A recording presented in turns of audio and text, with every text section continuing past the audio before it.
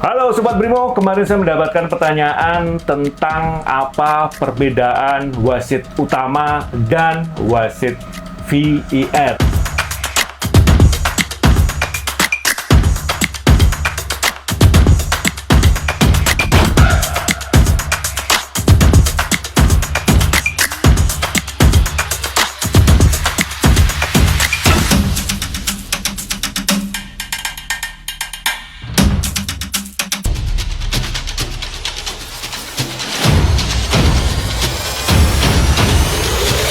Nah, kebetulan saat ini saya bersama sosok yang sepanjang BRI Liga 1 musim ini bertugas sebagai wasit VAR.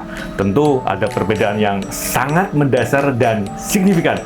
Nah, seperti apa perbedaannya, kita harus ikuti, kita harus tanya detail kepada Mas Armin Dwi yang bertugas sebagai wasit VAR di BRI Liga 1 musim ini. Apa kabar Mas Bro? Sehat. Sehat ya? Iya. Sudah berapa kali itu Mas Bro berkaitan dengan wasit VAR sampai dengan pekan ke-5? Ini tugas ke-7. Ke-7 ya? Iya. Waduh. Artinya tiap pekan selalu bertugas dong? Iya. Dan selalu pindah-pindah kota? Iya. Jalan-jalan terus ya? Jalan terus. Dan kuliner juga wisata ya? Iya. Kuliner maksudnya. Mas Bro, kalau melihat sama ini kan teman-teman Sobat Brimo ini banyak yang tanya perbedaan wasit VAR dan wasit tengah gitu kan. Nah, selama ini sebenarnya tugas dari wasit VAR itu seperti apa Mas Bro? Jadi wasit VAR itu satu tim dengan wasit utama, asisten. Jadi kita sekarang berenam. Oke. Jadi 4 di lapangan, 2 di dalam VR room. Iya. Jadi tugas wasit VAR itu mengecek dan menganalisis kejadian yang potensi yang tidak dilihat wasit. Oke, yang tidak dilihat oleh wasit utama. Jadi dalam hal ini komunikasi dengan wasit utama harus aktif ya. Iya. Artinya ketika ada insiden yang tidak terlihat oleh wasit utama, wasit VAR bisa memberitahu gitu kan. Iya. Waduh, jadi sedetail itu teman-teman. Makanya kalau teman-teman lihat banyak kejadian yang harus dihentikan atau apa oleh wasit utama karena ada rekomendasi dari wasit VAR gitu kan. Termasuk penentuan apakah ini penalti atau tidak penalti, seperti itu. Nah, jadi ada empat aspek yang bisa diintervene sama VAR. Oke. Yang apa pertama gol atau no goal, tidak gol. Kemudian terkait dengan kartu merah. Oke. Kemudian Kartu merah. terkait dengan penalti. Kemudian miss identity, jadi kesalahan. Kebetulan identitas. kemarin kalau kita melihat ada beberapa kasus yang kartu merah batal atau kartu kuning menjadi merah karena kemungkinan ada di keempat itu ya. Iya. Oh. Nah, kalau melihat selama ini, jadi komunikasi sepanjang pertandingan itu selalu on dengan wasit utama. Iya, jadi ketika ada yang perlu diintervensi terkait 4 tadi, baru kita mengintervensi ke wasit utama. Tapi keputusan akhir tetap di wasit utama. Artinya hanya menginformasikan dari pandangan wasit VR ini, nanti keputusan akhir tetap dari wasit tengah gitu kan? Iya, jadi tetap pengambilan keputusan akhir itu tetap di wasit utama. Oke. Nah, kalau kita melihat seringkali di televisi kan teman-teman juga banyak yang melihat tuh. Kadang wasit utama harus memberi kode melihat gitu kan. Kapan itu dilakukan wasit utama setelah mendapatkan rekomendasi dari wasit VAR? Apa dalam hal ini ada memang satu keharusan, silakan dicek atau seperti apa? Atau itu inisiatif dari wasit utama? Jadi misal ada kejadian possible penalti, maka wasit VAR akan merekomendasi wasit utama untuk on-field review. Jadi ketika ada rekomendasi, wasit di tengah lapangan akan memberi sinyal TV sinyal. Setelah selesai on-field review, kembali ke lapangan dan diakhiri dengan TV sinyal lagi. Jadi memang detail dan harus hati-hati ya. Iya. Karena keputusan dari wasit VAR ini akan sangat menentukan keputusan akhir dari wasit utama. Ini kan jelas butuh pemahaman love the game yang sangat tinggi dan detail ya. Artinya harus update, terus keberanian untuk mengambil satu keputusan gitu kan. Proses ini awalnya harus melewati workshop atau pelatihan khusus kan? Iya, jadi sebelum kita dapat lisensi untuk berada di VR Room, kita harus ikut pelatihan dulu. Banyak step-step yang kemarin dilewati, kurang lebih selama 1 tahun itu berjalan praktis, berlatihan, kemudian baru nanti diakhiri dengan assessment. 1 tahun ya? Kurang lebih 1 tahun. Dan pelatihannya sama dengan langsung di ruangan VR seperti ini? Pertama di dalam ruangan dulu, di ruangan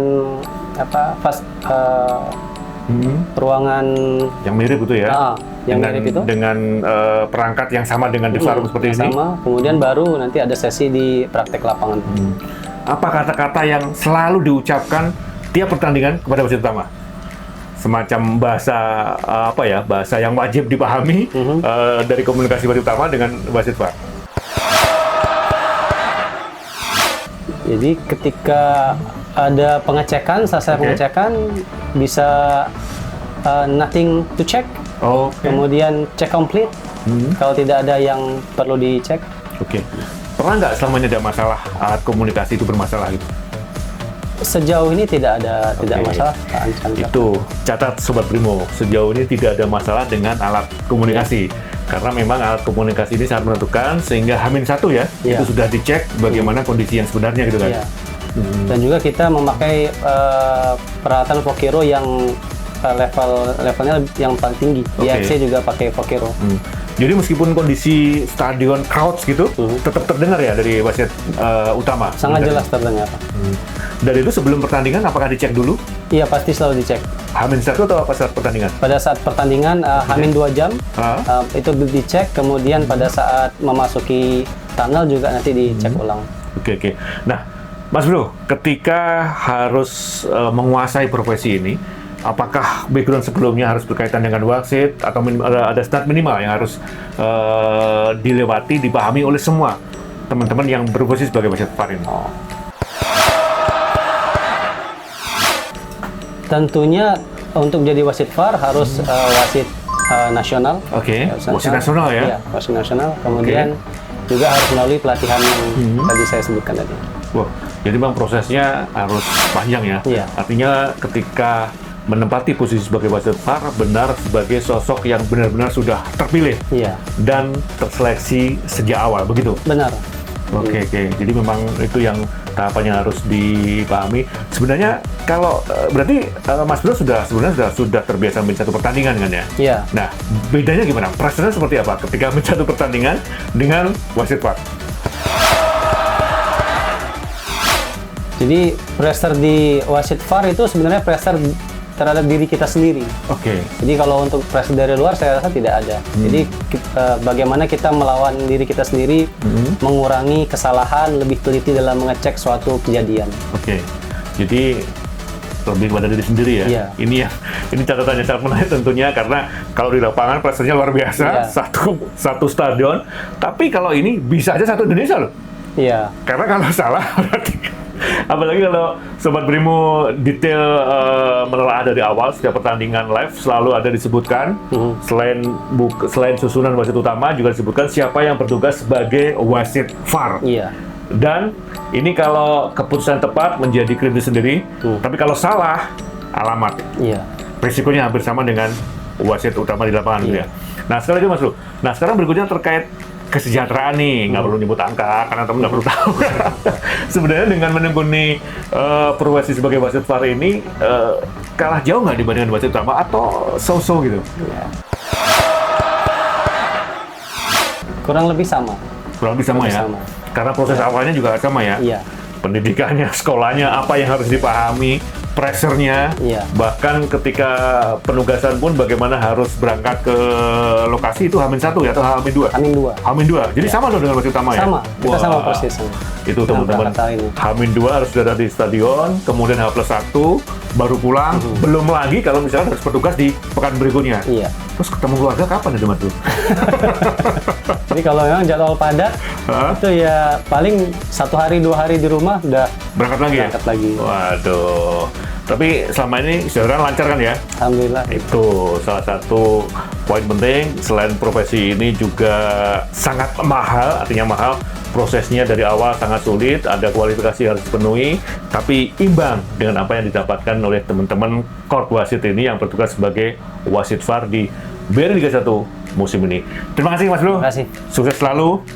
Selalu ada tantangan, selalu ada keseriusan dalam menjalankan tugas, dan lancar sampai dengan akhir musim nanti. Terima kasih, saya Adi Marjuni. Sampai bersua di episode berikutnya.